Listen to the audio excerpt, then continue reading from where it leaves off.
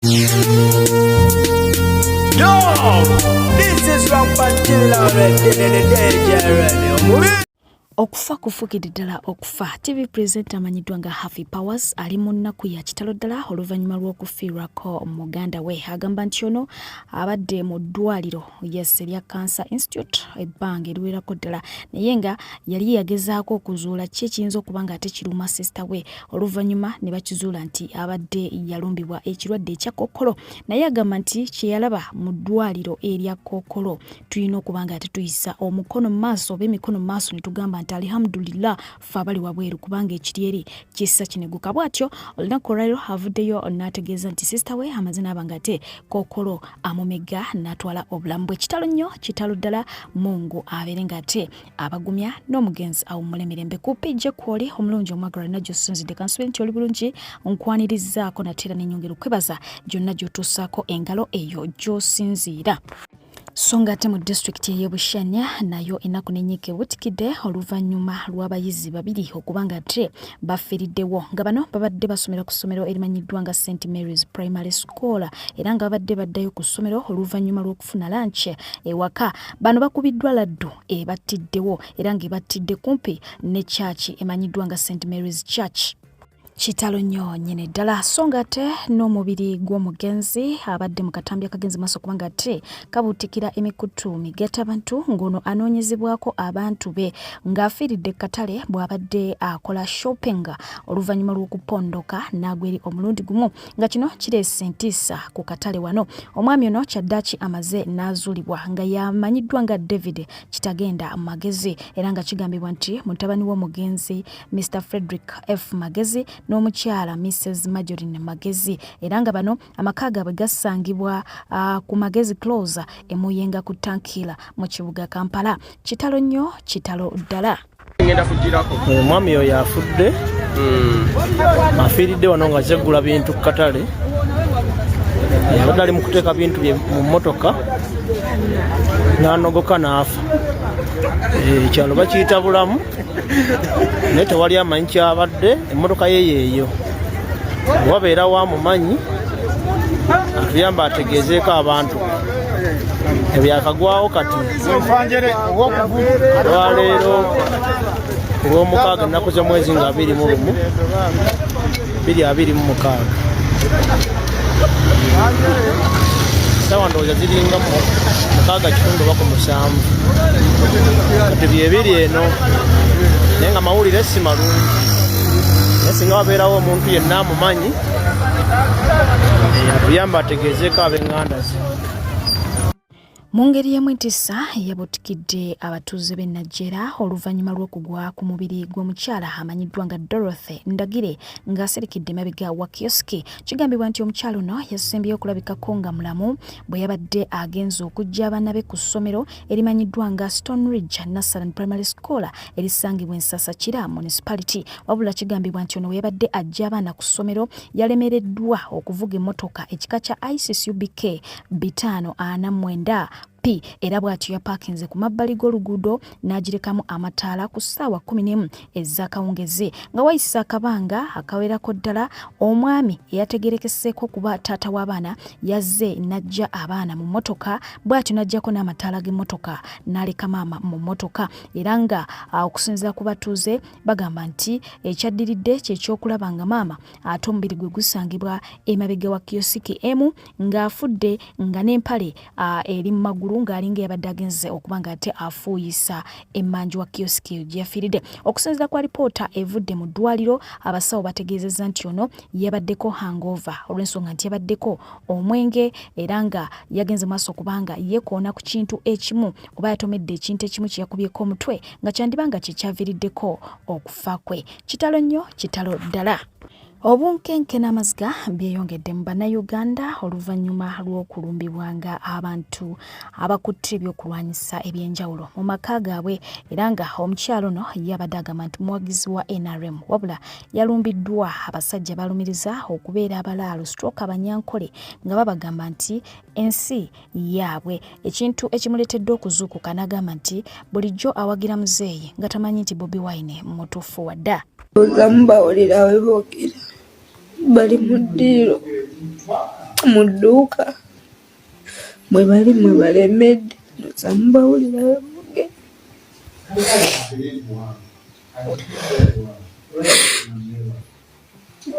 mbadde mbagira muzeeyi nga simanyi lwaki Bobi ebimukayanya naye tegedde lwaki Bobi Wine akaaba.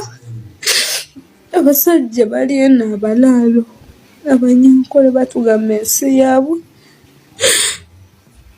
Nze bulijjo simanyi lwaki Bobi Wine akaaba oba abonaabona batugamba ensi yaabwe balooya ndowooza mubawulira.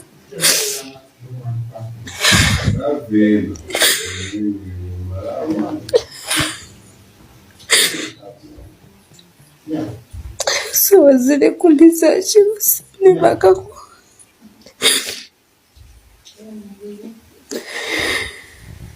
So ng'ate bwe tudda ku ttemu ly'omukyala amanyiddwa nga Pamela Ruth tumwebaze yasaye omukulu amanyiddwa nga Sam yakwatibwa mu nsonga zino bw'ati yatwaliddwa e Luzira okutuusa ennaku z'omwezi nga 19 March lwajja okuba ng'ate aleetebwa mu kkooti bongere okuba nga batunula mu nsonga ze. Omwami ono mu kwewozaako yagenze maaso okuba ng'ate ategeeza nti yali abanja omugenzi ensimbi ziwerako ddala emitwalo 80 era nga kye kigendera lwaki yamumiza omusu naye okusinza ku bantu abawangaala n'omukyalo ono bategeeza nti yalinga asasula abakozi be mu budde era yali tabanjibwa muntu yenna. Bakyanoonyereza okwongera okutegeera ddala nsonga ki eyinza okuba nga yaviirako omwami ono okutta omukyalo ono.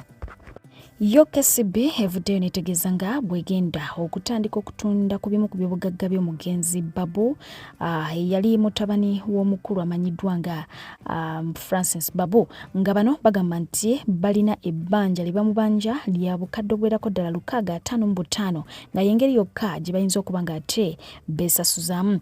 Ono kinajjukira nti yafa mu Meeya wa 2025 ennaku z'omwezi nga 31 naye ng'omukulu amanyiddwa nga General Muhoozi Kainerugaba avuddeyo n'agenda maaso okuba ng'ate akoowola abooluganda n'ab'emikwano ab'omugenzi n'abategeeza nti twekolemu omulimu tusondeyo obukadde ne bubeera busatu kubanga omugenzi yali musajja mulungi ng'era muntu w'abantu. Singa tunaaba tukoze ekyo tujja sobola okuba nga tutassa ebyobugagga bye bireme kuba nga bitundibwa oba oli awo biyambe abaana be tukwasaganye ensonga y'ebbanja eryo liveewo. Ate nga the United States Embassy evuddeyo bwetyo neetegeeza eggwanga ti Uganda okwongera ku security oluvannyuma lw'omuwendo gw'abantu abatuusibwako obulabe oba abatulugunyizibwa okuba nga ate gweyongera. Tulabye obutambi bwerako ddala ku mikutu migattabantu obw'abantu abalajjana nti basalibwako abantu ab'enjawulo abalina ebyokulwanyisa si misana si kiro bwe batyo ne batuusibwako obulabe. Kino nno kigenze mu maaso okuba nga ate kibakwatirako ddala era nga batyo batuusizza okulabula kwabwe eri ab'ebyokwerinda mu ggwanga tu Uganda okwongera okunyweza security olw'abantu basobole okubeera safe mu ggwanga.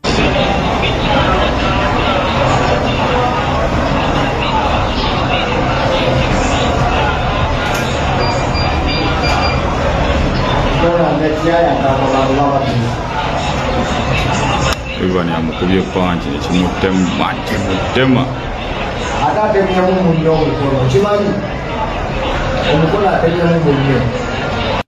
Nga tuli mu kisibo kino bo abatuuze bavudde mu mbeera ne bakuma omuliro ku nnyumba ya mutuuze munnaabwe gwe bagamba nti ono abadde aguddewo omuze gw'okubba embizi zaabwe ku kyalo.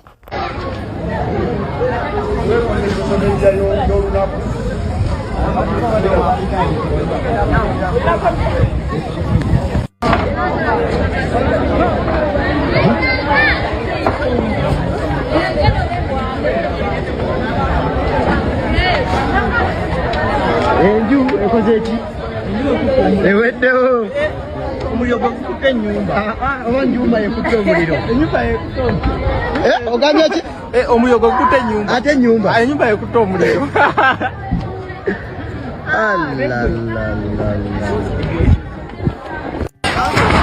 Masasi lwa extreme yampe yate go iPhone gwa kalina. Kali kiriya leo bokamala kampo. Bomalo kampa, bomalo kakwata okampo. Mbangi nakakwa bunge. Debo kamalirizawo. Nde mazima kampe. Kuba ko kali kiriya. Banaku. Ato balina asite bayiza kunakuwala muganda. Ekyo kesezenju. Kuba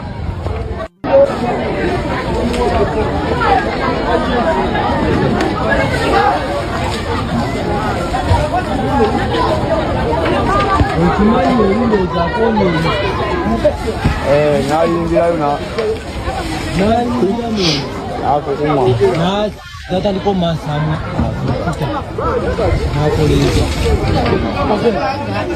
buli kiyita 5 okumanyanga bannayo tatuukayo bangi.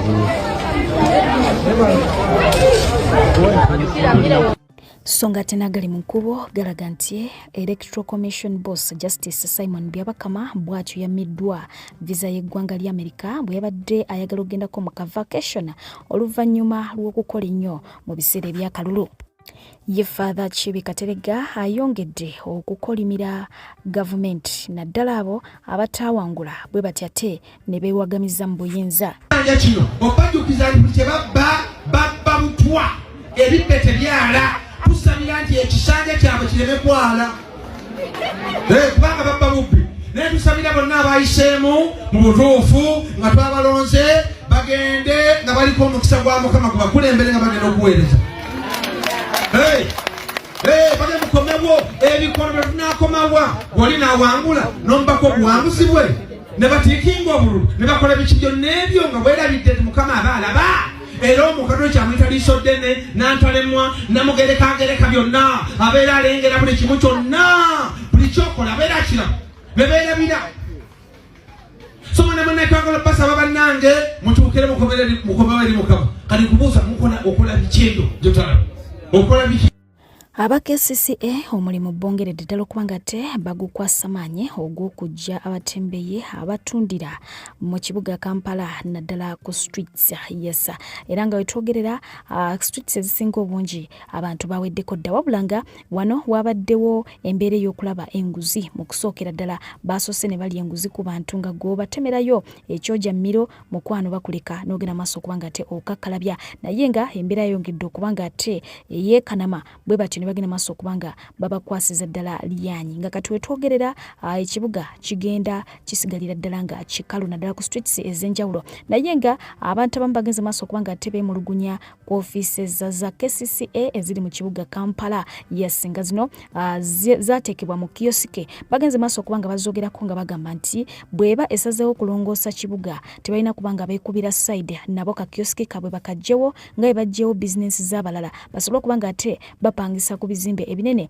mu kibuga Kampala so nga ate kino ekigenze maaso okubanga ate kikolebwa tekitutte baludda luka oluvuganya gavumenti nabo bennyini abawagira gavumenti bakagendeddemu abalugendeddemu era nga bavuddeyo ne bakubira gavumenti omulanga olw'ekyakoleddwa obutaweebwa budde bumala kwetegeka kubanga bava ku nguudo kwe bakakkalabiza weewaawo abamu ku bo balabiddwako nga badduukiriddwa yes nga bogenda okubanga ate obiraba so nga ate n'abamu bavuddeyo kubaganya endowooza zaabwe ku butya ekintu kino bandibadde bakikwasaganyamu bwe babanga ddala baagala batembeeye bagwe ku nguudo kyo ekikuubo enkyayaliro bwekityo bwe kifaananye aba KCCA baakedde kuteekesa mateeka mu nkola abasuubuzi basuze bajjewo ebintu byabwe bugenza okukya ng'embalaza n'enzijji z'amaduuka saako ne geeti z'ebizimbe zitukula nga tewali kintu kyonna abasuubuzi balabiddwako nga buli omu akedde waakolera wabula nga bali abo bayimiddwe nga basobeddwa kuba babadde tebakisuubira nga balowooza bagenda goba batembeeyi ba chaati bo basigale nga bali ku mbalaza z'ebizimbe naye bwe babajja ku mbalaza basobeddwe kane mu kibira tebamanyi kye bazza kyoba omanyi okuva ewa amu yonna yonna tuli mu nnyanja tukuuma bya bugagga byaffe wano eno tukuuma bya bugagga laba ekkubo bwe linyirira oyo yenna kolansi bago omutembeyi ne bamusanga ku kakolansi akanyirira bwe katyo bamukuba masasi kaako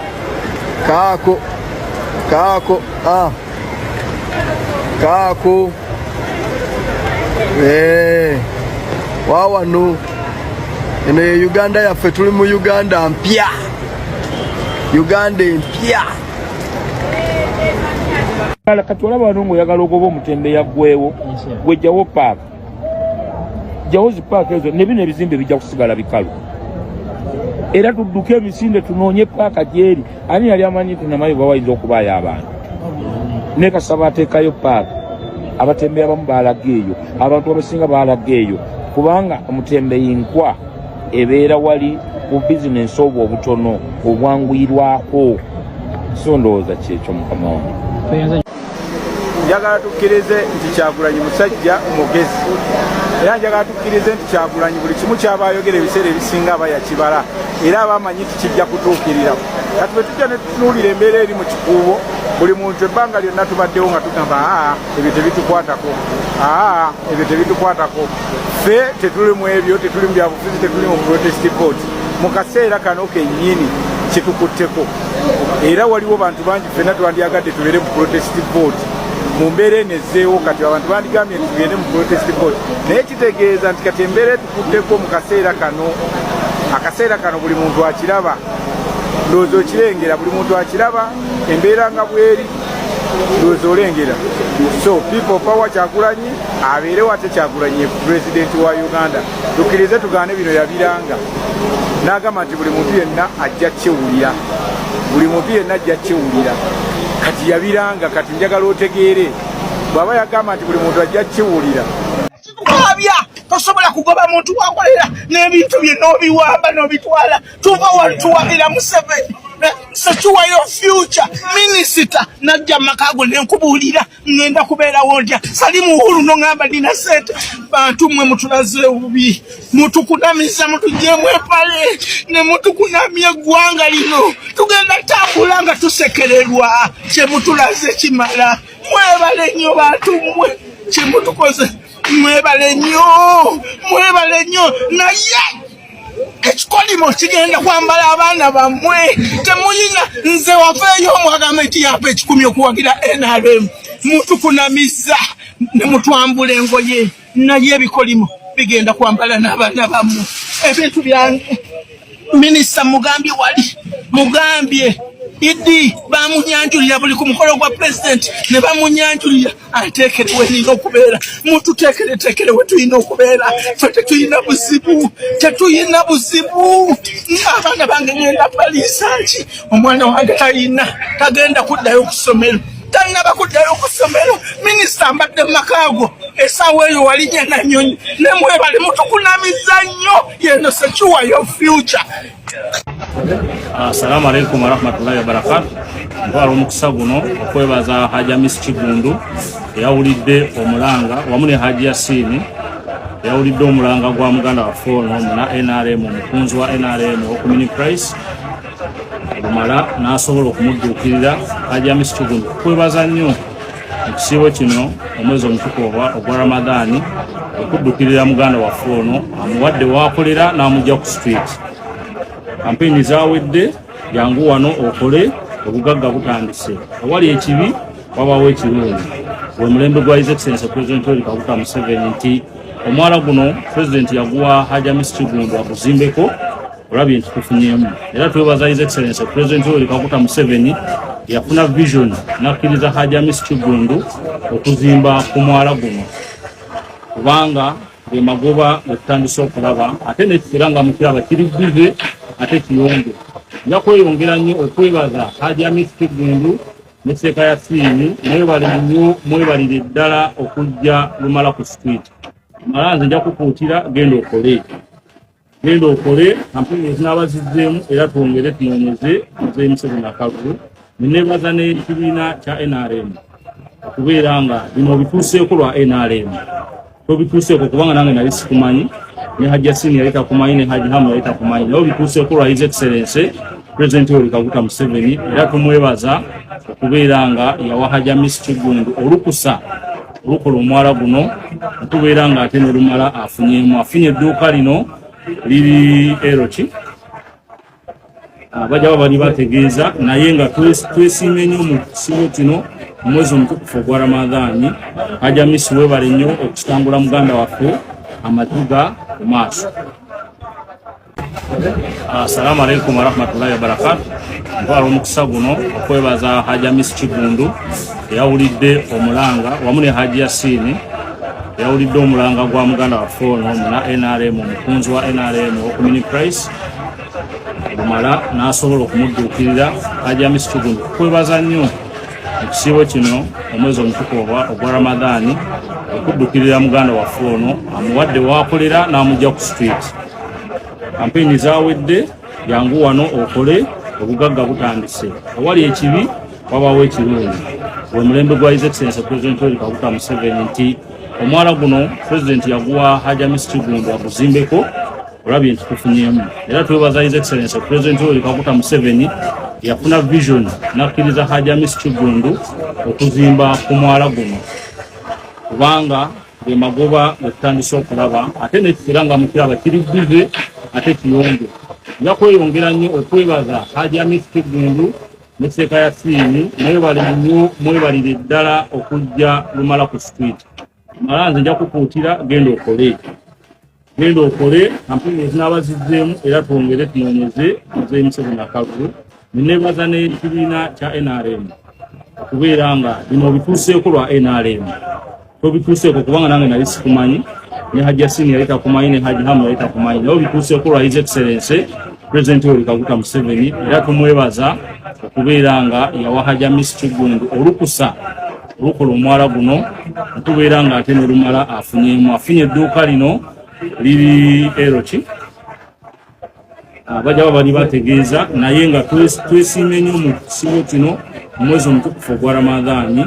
Hajji Hamisi weebale nnyo okutambula muganda waffe amatuga mu maaso. Tebakulima nti batereza kibuga. Tebatereza kibuga. Leta mundi yamu. Gwe. Tebatereza kibuga. Babbi tewali abatereza kibuga. Babbi. Mpandikidde President ebbaluwa nga balete essimu yange wano. Olwaleero bw'oba ovaayo ng'ogamba nti olongoosa kibuga ng'ate emidaala egisinga ku street gy'abaminisita ba mu Kampala, kyofa togabye asinga emidaala emingi mu Kampala awo kukubaawo. Get it for me, Winnie. I want to win. If you're not gender, please. No, innocent.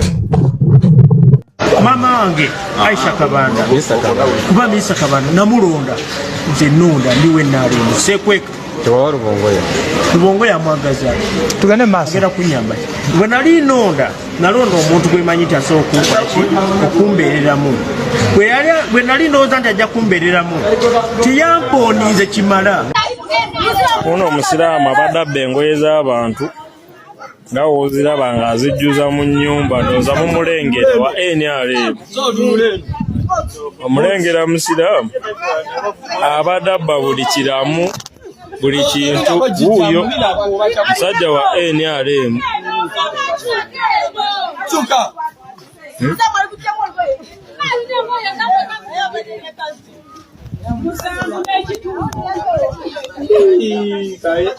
Ebyo nno bye biri eyo naye nga nkugjeyo bo Abannayuganda bawangalira mu ggwanga erya Sudan bongedde okuba nga ate batukiikirira si bulungi n'akamu n'akatono ddala era nga kino kiwaliriza Abasudan okuvaayo babagambeko. Ono mu kwogera ategeezezza nti Bannayuganda basusse okweryamu enkwe nga bangi obasanga ku poliisi wabula nga kyannaku nti ate aba batuusiza ku poliisi babeera Bannayuganda bannaabwe mbufunze teboolesezza mutima gwa Bwasseruganda ku mawanga.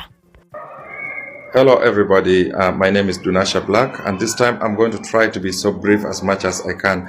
My message goes direct to Ugandans who are in South Sudan, especially the Bagandan who are in Juba.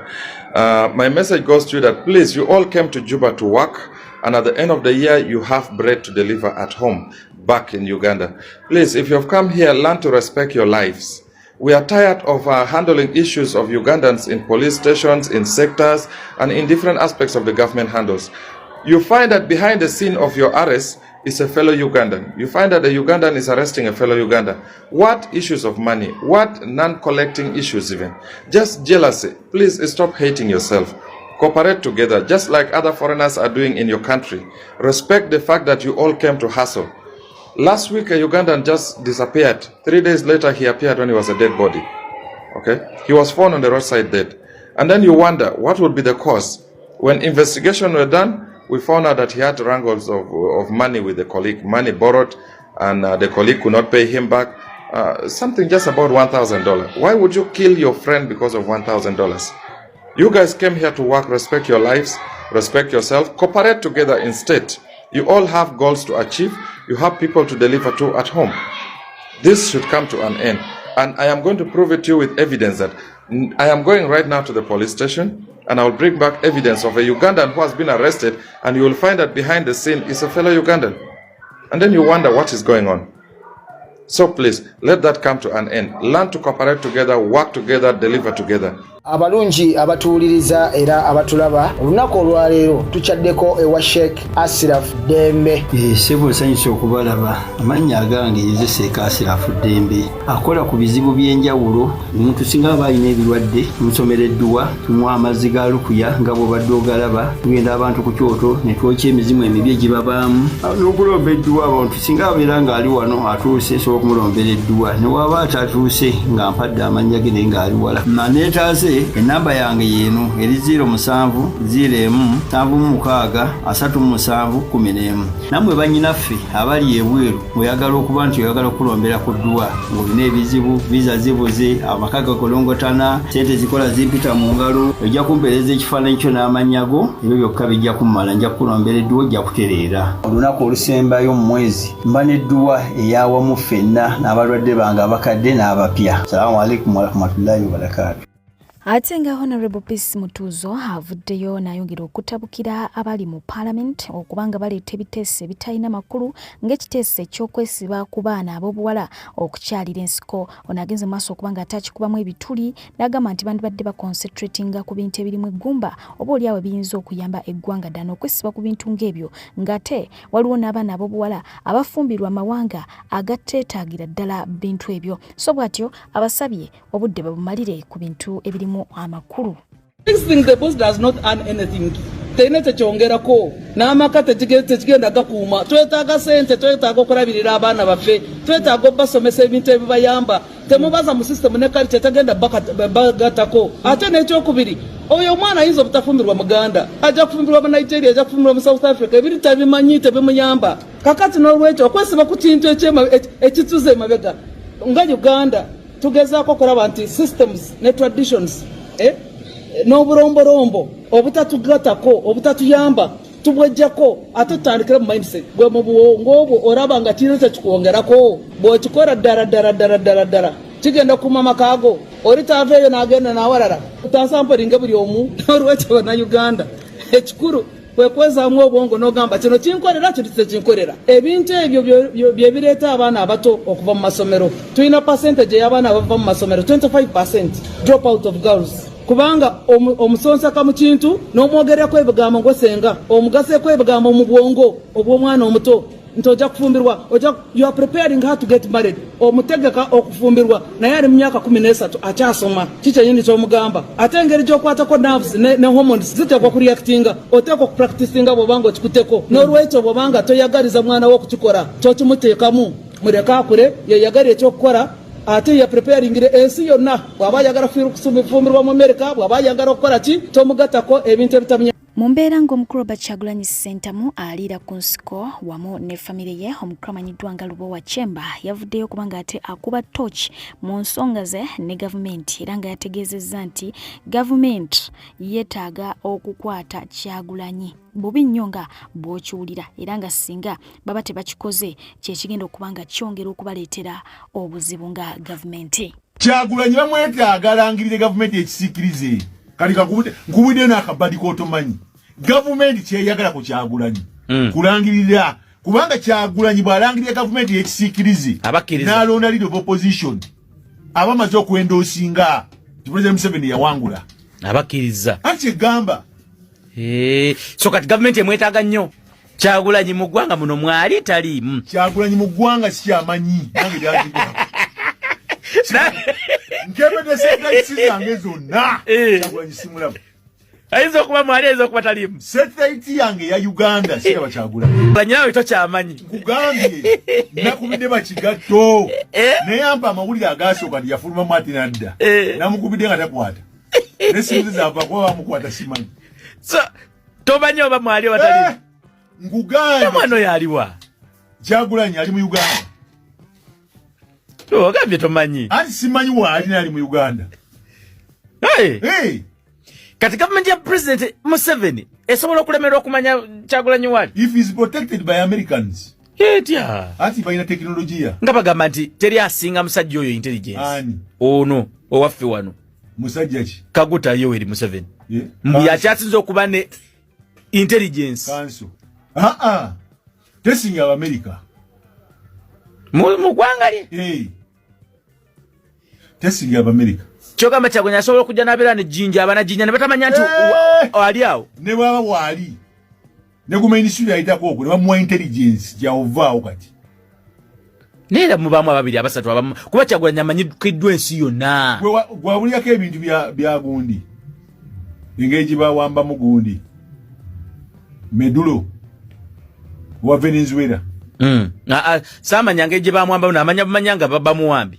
Kati intelligence ya America. They started with intelligence. Oso kuba n'abantu awo akaneka kuba vaawo. Ne bakubalira bali abajja. Ne bakubulira ne meters babuzaayo. Otegedde? Ne bagamba ovaawo. Intelligence. Wano Mossad. Ne CIA. FBI. Tozanyanga nabo. So Kyagulanyi. Chino without any fear of contradiction. Moves zonna. B'Amerika yabazibala. Simwe bana Uganda. Mwe muli kawunga kamwe na bijanjalo. Oyo international. Akali goloza nti President Museveni taswa kumacha Kyagulanyi wali babayagadde. Ayagaso. Webuza ekibuzo lwaki bamanyi. Baina kwa mzendoza bamanyi nga bamuleka bulesi. Bani. President bamuleka ngani. Kyagulanyi bamweta agalangirire government ekisikirize. Kali nkubudde n'akabadi k'otomanyi. Government kyeyagala ku Kyagulanyi. Kulangirira kubanga Kyagulanyi bw'alangirira government ekisikirize. N'alonda leader of opposition. Abamaze okwendoosinga. President Museveni yawangula. Abakkiriza. Anti gamba. So kati government emwetaaga nnyo. Ye Kyagulanyi abala bano abali b'enkwe. Kaneiba abala bw'anaakoma abagati nabagamba. Kyagulanyi akyali w'amaanyi. Goyinza okuba tokimanyi. Yes! Kyagulanyi mulabe edduka. Kyagulanyi n'agamba nti asoma script ya President Museveni gy'atambuliramu. Oyo ye Yoweri Kaguta Museveni ow'omu nsiko. Lwakuba otanafuna mundu. Nenge gy'abalamu empikize azibala nga Yoweri Kaguta Museveni. Dangerous, very dangerous man. Kyagulanyi oyogola. Kyovola babola abantu baali bakutte simanyi baali bakutte. Towakananga. President Museveni yali mu nsiko. Obukodyo bwe yambisa n'okufunanga abantu amuyambangako. Kyagulanyi bw'akozesa. Okategedde? So kati President Museveni si musiru abala naye. N'amanya obubi obuva n'obulungi obuva. Kikuddemu. President Museveni ne government ye gyakulembera. Eyagala Kyagulanyi adde. Alangirire. Leader of opposition. Abazungu bagambe nti yes, kituufu wawangula. Oyo Bannayuganda ekintu tebakimanyi. Omanyi Bannayuganda mulina obuzibu. In fact party eno ojjagireeta olulala. Bannayuganda kye mutamanyi kiri bwe kiti. Nti abafuga bazungu. Temunakitegeera. Ekirala. Okukkiriza nti President Museveni yawangula akalulu. Government ya Kyagulanyi erina okulondebwa.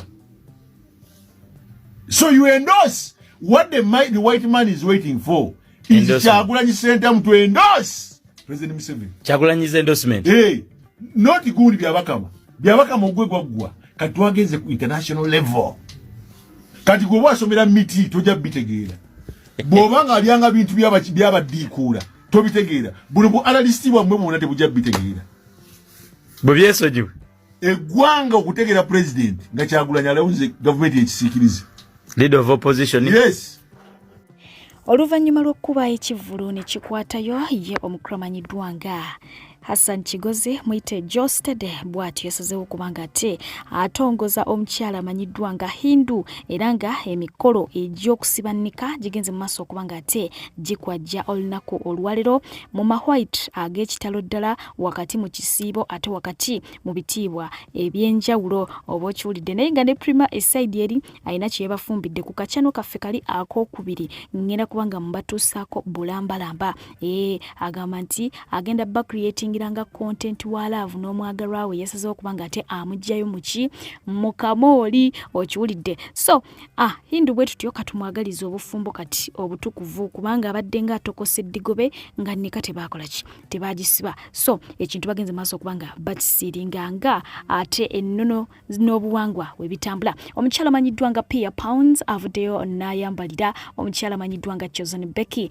ng'era agamba nti basita ba Uganda abamu munange tabategeera wadde nga abamu balabika waneeno ku bikutumigatta abantu ng'abangungeera abalina emitima emisaasizi si bangu aga nti balina akayimba ke bali supposed okuba nga tebakola ne Chosen Becky ng'era kawandiikibwa bulungi nnyo ne kaggwa ye ng'omuntu yagenda mu studio na playing part ye na yimba part eye nga part esigadde ya Chosen Becky kubanga ate ajjajjuzemu ebibye naye kyannaku Chosen Becky yasobola kubanga ate alabikako ku studio atera mukaddeke kamu she didn't communicate nti bannange nze sijja kusobola kola ki kujja kuyimba mu nnyimba zammwe bwatyo namulekaawo mu bbanga ekintu ekyasigala nga ate kimuluma so nga ate mu ntandikwa yabalaga nti ali wamu nabo naye ate gye byaggwera n'abalaga nti abavaamu banamulaga nti amuvaamu ekintu ekyo watuukidde okyogerako kyamusigala ku mutima ayogerwako yagenze maaso kubanga ate ajaguza amazaalibwa ge n'ategeeza nti yawezezza emyaka 26 y'omukyala amanyiddwa nga Fiina Mugerwa bw'ati yavuddeyo n'ategeeza nti agenda kukola ekisoboka kyonna tajja kussa mukono okutuusa nga ayingidde mu palamenta so nga ate ye omukyala amanyiddwa nga Nina Rosa yategeezezza nga bw'atakyalina budde bwa muhabbatina fokasi yonna agitadde ku byabufuzi kati okiwulidde wadde ku mulundi guno byaganye asuubira next time better okiwulidde naye nga ayagaliza Daddy Andre n'omwagalwa we mujja obufumbo obulungi oluvannyuma lw'okwegaana omukulu amanyiddwa nga Biswanka Kyaddaaki bw'ati avuddeyo n'akkiriza yassa jjukira nti waliwo omuwala yavuddeyo ne Baby ng'agamba nti Daddy Baby si mulala ye mukulu amanyiddwa nga Biswanka yasooka ate munange ne yeekyankuula n'ayogera ebiyitirivu awo okiwulidde ne yeegaana omwana bla twala tugende kakati we twogera yavuddeyo n'agera maaso kubanga ate akola ekiwandiiko ekiraga nti ono yakkiriza nti omwana wuwe era n'akkiriza okumulabirira n'agamba nti byonna bye yabadde ayogera yabadde abyogera ng'omwana tannamulabako bw'afaana nga tannalaba ku kifaananyi kye naye olwakubya amaaso ku kifaananyi ky'omwana yalabidde ddala ye bwe yali afaanana nga muto era bw'atyo n'agamba nti mukkirize ba social media in-laws omwana amuwa erinnya erya Biswanka Derrick Junior n'ategeeza nti ng'ovudde ku maama w'omwana okuba nti mubi ate lwasama ye omwana we ali innocent teyeetaaga nakolako DNA kubanga mbu yamufaanana n'amumalayo era n'abeetondera okuba nti yasoose n'akola ki n'amwegaana naye nga ye omukulu amanyiddwa nga Sadman Makebe bw'atyo naye bwe twogerera Ssekawere awedde emirimu. Alright, alhamdulillahi alladhi khalaqa al-insan bighayri ihsan huwa alladhi khalaqa al-insana min ma'in dafiqin huwa alladhi yakhruju mayyitan min al-hayy wa yakhruju hayy min al-mayyit gakitiibwa gonna amatendo Allah wakati mu kubajjukiza ndi musajja muganda era nze kiyingi nsose nonyongeza volume amanyi volume eri wansi era kumba omuzadde tayagala kulekanira zadde lye mbakojja sibakojja yambakojja wa mukulembeze so mukulembeze muneka tukaddiidde ddala olekanira ffe zadde lyo setusaadirekanira nenga bijja kuba birungi biidhini rahman naye nga sinza kwerabira kwebaza Mr. President speech gyewakoze olunaku lwajjadde nga nadde sobola kupenga attention bulungi mazima nga nagirabye teyabadde ya busungu yabadde ya bulumi na bonna bobadde yogera nabo bakulembeze banno mu nsi ez'enjawulo bonna abakabira eddembe lyabwe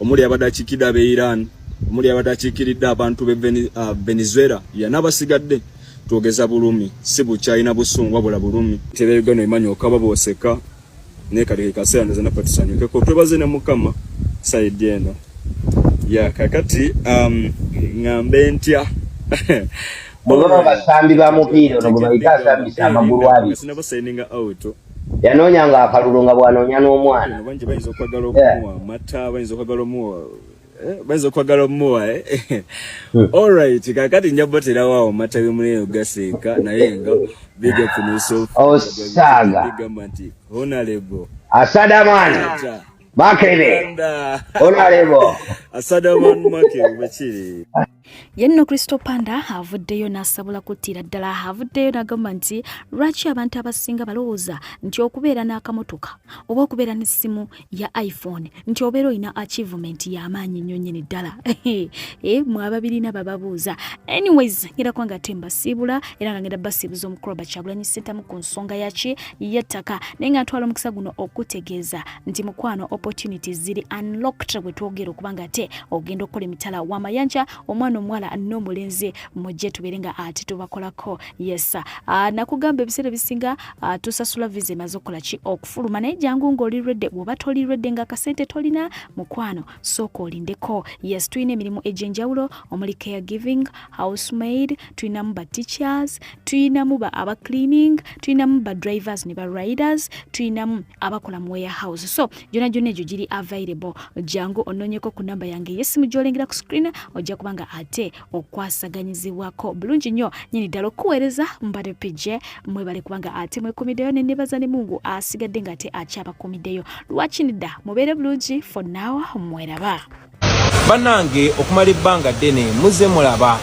ekibbattaka n'okunyigirizibwa n'obutali bwenkanya biri mu Northern Uganda biri apa mulabye mukono basengudde abantu n'ebitundu ebirala ate naddala wano mu Buganda kisukka kuba bamanyi okusengula abantu kyalo kiramba ne babasenguzawo n'abafu baabwe ensonga eno bangi kummwe muze mugiraba naye nga balaba bagamba tekisobola kuntuukako kubanga nze ffe tuli mu kintu bangi nga mulowooza mwe muli mu kintu naye nga bwe tuze tubagamba nti tewali ali safe okujjako ffe nanga tuli safe bangi mutandise okyogerako mbalaba ku TikTok olina ajja n'agamba basengudde abantu baffe omuntu n'owulaba nga bagobye omuntu amaze ku ttaka emyaka 2, 3, 4 ne babagobawo obugobi kubanga balina connection n'abo bali mu buyinza ayina oluganda kwabo bali mu buyinza ayina influence mu magye n'ebifaanana bwe bityo ate nga ne bwe mugenda mu kooti temufuna bwenkanya kuba abalamuzi bali compromised ba RDC tebabayambye n'ebirala bwe bityo so njagala mumanye nti tewali ali safe wabula kino kisobola okuggwawo singa tukyusa obukulembeze ne tufuna obukulembeze obuwa amazima ekitiibwa obukulembeze obusaamu abantu ekitiibwa obukulembeze obw'obwenkanya so baganda bange bye bino bye tulwanirira era tulwanirira Uganda erimu fairness buli omu ng'akake kabakake buli omu nga yeyagalira mu nsi ye nga bwe tuze tubagamba baganda bange nobody is safe until all of us are safe so mwena mutwegatteko tukyuse Uganda tusobole ogyeyagaliramu kuba ne bw'oba oyogera olulimi lwe lumu nabo tekigenda kukutaasa bwe baba baagala ekikyo ne baba baagala kitwala mu butali bwenkanya so tusitukire wamu baganda bange twerwaneko tukyuse ensi yaffe tusobole okweyagalira mu nsi yaffe fenna no matter the tribe no matter the language we speak mwebale munonga kumpuliriza tuhanga balindi